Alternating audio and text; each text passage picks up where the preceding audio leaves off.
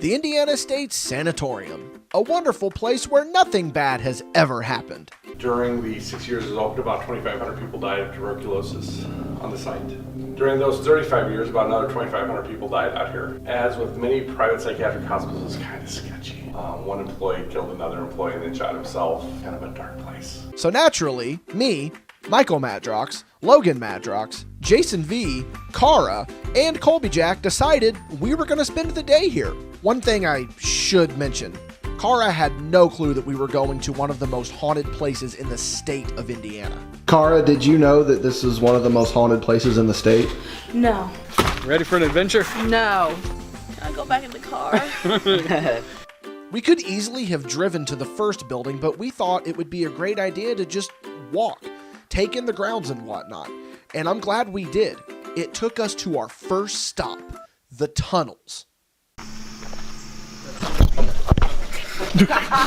It was a great place to start. We really did set the mood by starting here. It was so creepy and everything about it really set the tone for what we'd be doing today. V took the lead, and that might not have been the best call because his flashlight started acting weird. Our first paranormal experience of the day? Who can be sure? My flashlight has never done this before. It's because of this place. Alright, where are you going? Oh, sexy stuff. Is it cool back here? Sexy stuff over here. Oh, hell yeah.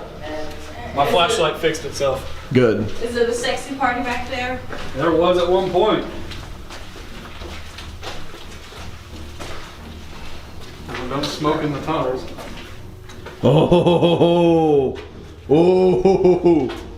Why is it it's all about the ambiance? Because that is the creepiest chair I've ever seen in my life. Upon exiting the tunnels, we found ourselves in the bottom levels of the tuberculosis ward. And it was in this room that apparently used to be the morgue that we realized stuffed animals are way more creepy than they should be.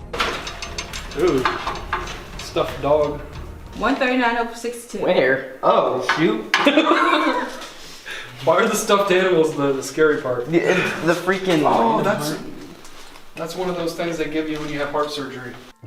This place is so wild, not just because of the reported ghost activity, but because of the way it looks so untouched. They literally just left this place in the dust and never looked back. There's still tons of records, paperwork, and whatnot all over the place, especially here in this room. It's a balance sheet for the different years that some of this was operational. Because the guy said that this was open, parts of it was open again in, what was it, 78 or something? Mm-hmm. Apparently it was going until about 2005 before everything kind of got totally shut down. Your computer. It says $12,676,000 was made in this facility. Let me guess. I'm in the wrong business. It's just breathtaking how creepy, eerie, and atmospheric this building is. And this is just the first of 3 buildings. We are in for a treat. Remember what we said about how chairs just make everything so much scarier? Ew. Yep. Check that out, Dickie. He's back here.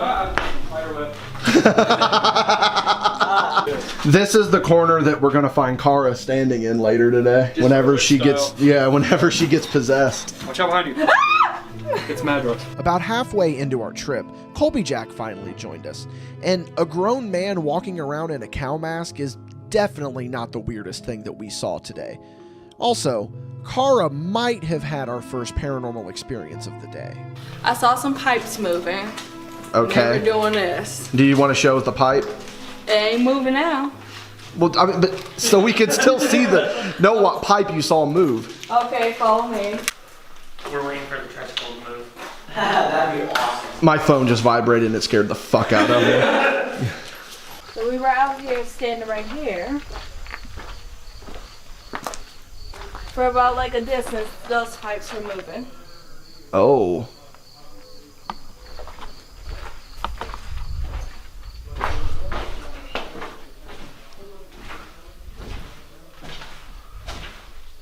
You want to go show me, like point at them?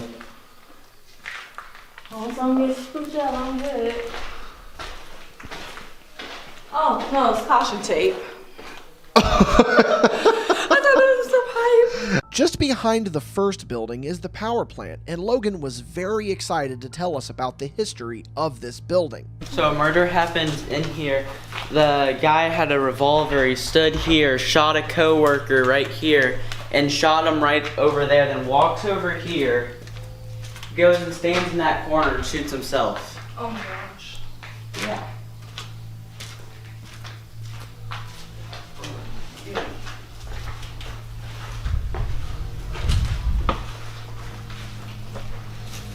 So right here is where he shot himself. V decided it was time to do some sketchy climbing, and I can't say that I blame him. This place is like a McDonald's play place, but more haunted and sketchy and rusted, and you're probably going to get tetanus. Yeah, I don't know why he did this. I take back what I said about blaming him. Look, let me just take a minute here as well to say that some of you might not know the exact history of this place. I'm not going to bore you with a full timeline of events, openings, reopenings, and so on. There's plenty of videos about that. I'm also just assuming a lot of you are here because you know of this place and you don't need to sit through another voiceover of someone talking about the guy that did the thing and the shadows and the everything else. Wait, shadows? Yeah, we'll get to that in a minute.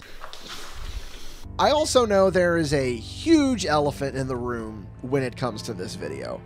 Dickie, why is this called a ghost hunt? You're doing it in broad daylight.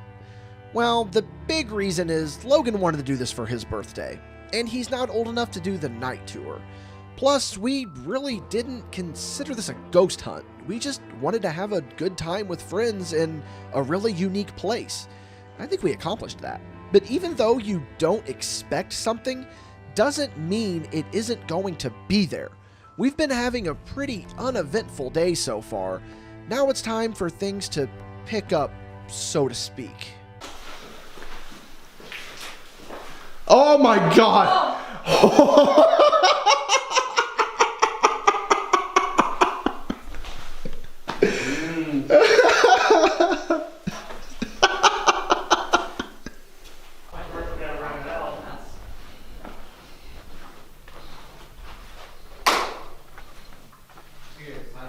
honey, look. Wanna play piano?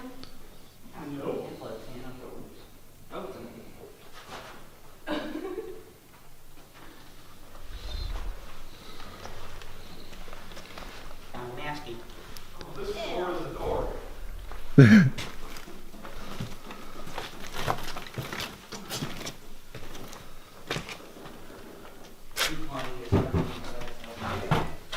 Cool, that's a rainbow back there. I gotta have a light.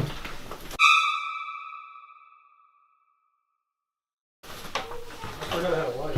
All right, so we may have had our first legit experience. Hopefully I got it on camera. I was walking to there with V because the floor was a door. And if you want to come over here and look, you can see V and Logan are in this room. This is the kids' room. And as I was crossing this threshold following V, I heard like a high-pitched voice. I don't know what it said, couldn't make it out. I honestly thought that it was one of these guys, but everyone is saying that they did not. And we have made an official pact here today that we are not going to work each other. We're going to like not do anything to mess with each other. So may have captured a kid's voice. Yeah. You heard something too? Yeah, I was walking out of the kids' room where Dickie heard the sound, and I heard like a whistle behind me, and there was nothing behind me. And it wasn't like a bird whistle. It was like, I don't even know how to, it was like a, I don't know. Yeah, that was definitely unexpected. I heard it with my own 2 ears. Considering we were right next to what appeared to be the kids' room, it makes that voice a little more eerie.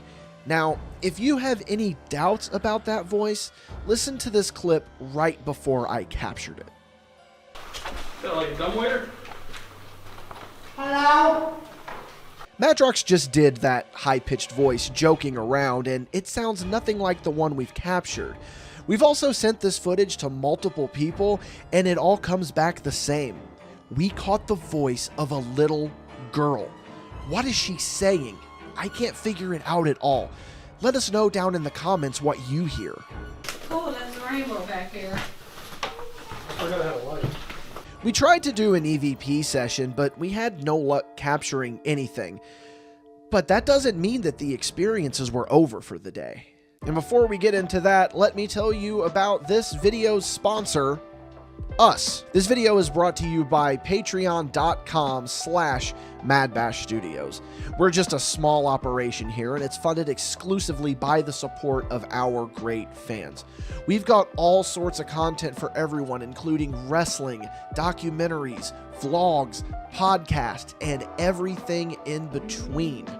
The best way to be sure this content is consistent and we stay alive is by heading over to patreon.com/MadBash Studios. You can get podcasts and videos just like this, completely ad-free and early. In fact, see uncut footage of this ghost hunt video available right now on Patreon. We're nearing 100 hours of ad-free and exclusive content starting at just $5 a month. You can head over and show your love and support. Now, back to the video. Right around the exact same time I caught the voice, Colby Jack had an experience of his own. While we were in the other room hearing the little girl's voice, Colby Jack wandered into a room by himself. So you guys were talking about whatever you guys were experiencing. I walked in and these metal cabinets over here started moving. It was a little weird. I mean, it wasn't like just a breeze movement, but it was just like it opened on its own. So I was just like, oh, cool. We're coming up with, or we're starting to see some stuff. Again, we didn't capture this on camera. We have to take his word for it. But as I said in that clip earlier, we made a deal that we weren't going to mess with each other. If we saw something, then we really did see something. We weren't going to lie. Our time in the TB ward was coming to an end, and it was time to journey into other parts of the complex. The nursing home was our next stop, and little did we know, we were about to have our entire day turned around. This hallway. This specific hallway. Starting out in it, we all had an uneasy feeling, but it was what Logan said that got us all on the lookout. I heard footsteps back there. Behind us? Yeah. Shh.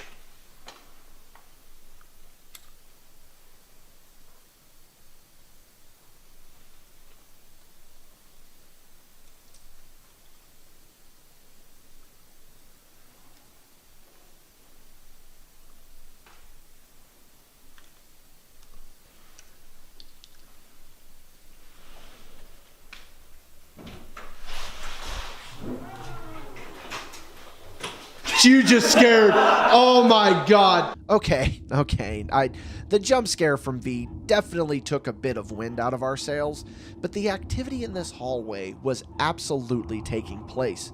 I decided to let everyone else go on their own, and I stayed behind in the hallway to see what I could get.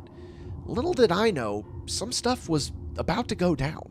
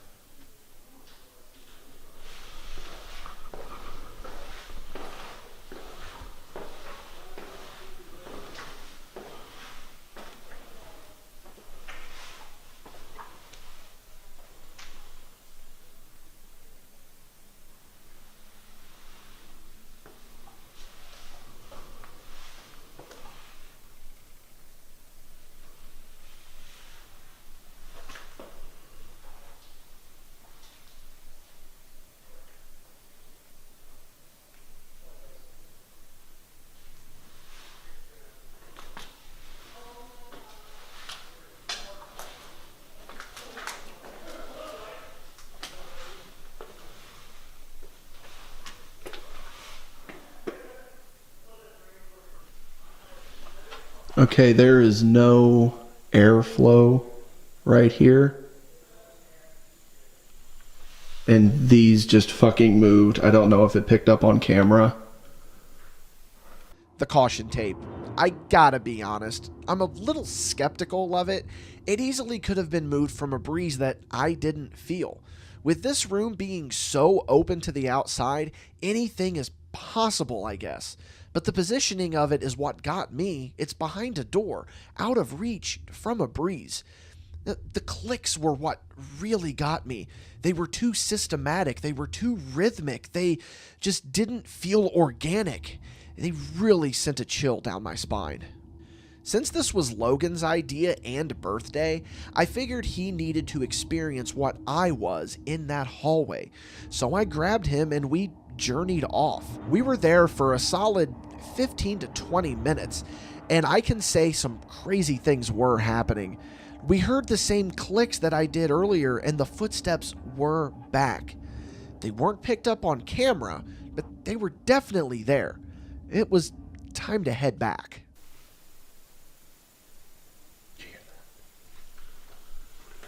Just heard a big thump up there.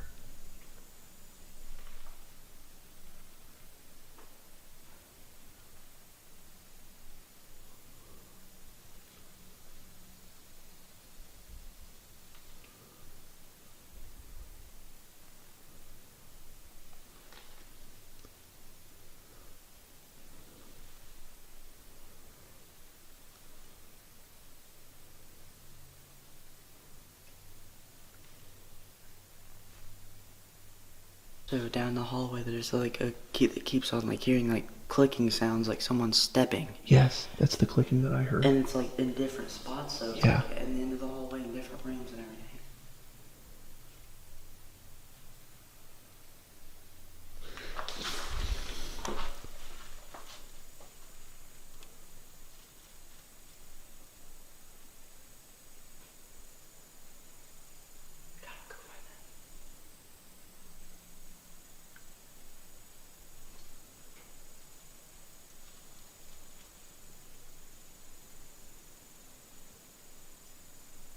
Did you feel that breeze? Yeah. Did you feel that breeze? Holy shit. And there's no air moving. Yeah, I want to go somewhere else. My heart is going 1,000 miles per hour right now. We did not see the shadows that were caught on camera, but we definitely heard a noise in the room that it seemed to be traveling to. And I hear you. Dickie, that's your shadow. I see why you could think that, but I disagree. Look here. You see the way the flashlights were casting shadows earlier? They light up the entire area and leave no shadows themselves. Plus, the way these shadows were moving, us reacting in the direction it appeared to be traveling, something just doesn't add up to me. Let me know what you think down in the comments. Sadly, this was the last bit of activity we got for the day. As the day went on, more and more people started to show up and exploring was a little bit harder. We made our way to the psych ward, and I have to say, just the look of this building alone made me uneasy. We made our way up to the roof, and getting to see the grounds from all the way up here put the entire thing into perspective. This is a massive place, and I don't feel like we even got to see all we wanted to see. This is a breathtaking place, and regardless of your beliefs in the paranormal, this is somewhere you should really travel. If you'd like to see uncut footage from this day, I highly suggest heading over to our Patreon, link down below. Maybe you can catch something that we missed. Who knows? There was tons of footage to look over, and it's safe to say we probably did miss something. Anyway, this was an experience that changed my life. I got to do this with some of my favorite people on this planet, and I am champing at the bit to get to go back. Maybe next time, it'll be at night. Thank you so much for watching this video. This is the first time that we've made content like this on this channel. Here at MadBash, we're really trying to branch out and try new things. If this is something that you want to see more of in the future, please let us know down in the comments. Be sure to check out our website, madbashstudios.com. There you can find links to everything that we do. And of course, the big plug, patreon.com/MadBash Studios. Growing a business like this is hard, especially in this climate of algorithms and not getting featured when you should. So that Patreon is the lifeblood of this production company, and we would greatly appreciate any support that you could throw our way. Again, if you noticed anything in the video, let us know down in the comments. Maybe we missed something, maybe not. But either way, we're definitely going to be back to the Indiana State Sanatorium. I definitely look forward to it.